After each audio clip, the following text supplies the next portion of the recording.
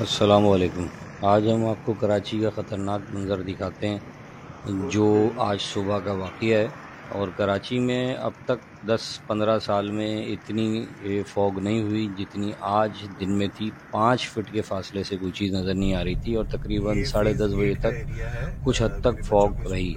तो last clip मेरा 10:30 बजे का होगा कि 10:30 बजे जो मैंने क्लिप बनाया था वो भी आपको शेयर करूँगा इसी व्लॉग में, ताकि आप देख सकें कि सुबह 7:30 बजे से 10:30 बजे के दरमियान तकरीबन कितना फॉग का मंज़र ख़तरनाक नज़र आया। और इसमें आयशा मस्जिद के पास और क्रीक विस्टा के पास भी सिग्नल बंद थे। ये पूरा क्लिप तकरीबन जितना भी है ये सब DHA फेस 8 का है, जो कराची में वाक़या DHA फेस है। ये वहाँ के सारे मनाज़िर हैं। तो लेट्स सी, हम देखते हैं। लेकिन बहुत खूबसूरत माहौल हो रहा है और आई होप कि आप सब भी इस वेदर को अपने अपने इलाकों में एंजॉय कर रहे होंगे।